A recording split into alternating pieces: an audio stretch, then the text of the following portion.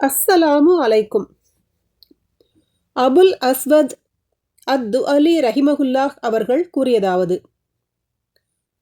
நான் மதீனாவில் கொள்ளை நோய் பரவியிருந்தபோது மதீனாவுக்கு வந்து உமர் ரலியல்லாஹு அன்ஹு அவர்களுடன் அமர்ந்திருந்தேன்.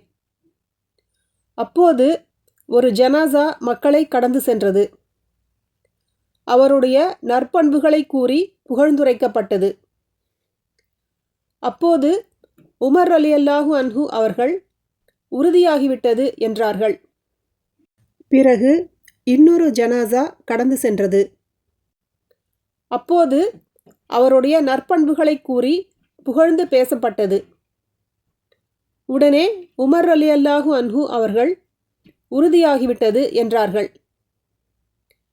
பிறகு மூன்றாவது ஜனாசா கடந்து சென்றது. அவருடைய தீய பண்புகளை கூறி இகழ்ந்து பேசப்பட்டது. அப்போதும் உமர் ரலியல்லாஹு அன்ஹு அவர்கள் உறுதியாகிவிட்டது என கூறினார்கள். நான் இறை நம்பிக்கையாளர்களின் தலைவரே, எது உறுதியாகிவிட்டது என கேட்டேன். அதற்கு உமர் ரலியல்லாஹு அன்ஹு அவர்கள் கூறினார்கள்: எந்த முஸ்லிமுக்காவது அவர் நல்லவர் என 4 பேர் சாட்சியம் கூறினால் அவரை அல்லாஹ் சொர்க்கத்தில் அனுமதிப்பான் என்று நபி ஸல்லல்லாஹு அலைஹி வஸல்லம் அவர்கள் கூறினார்கள். நாங்கள் 3 சாட்சியாய் இருந்தால் என்று கேட்டோம். அதற்கு அவர்கள் 3 பேர் சாட்சியம் கூறினாலும்தான் என்றார்கள்.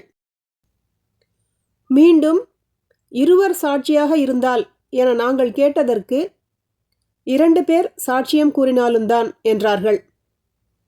பிறகு நாங்கள் ஒரு நபர் பற்றி கேட்கவில்லை. எனவே நபி ஸல்லல்லாஹு அலைஹி வஸல்லம் அவர்கள் கூறியதன் அடிப்படையிலேயே நான் இவ்வாறு கூறினேன். சஹீஹ் புகாரி 1368, அத்தியாயம் 23, ஜனாசாவின் சட்டங்கள்.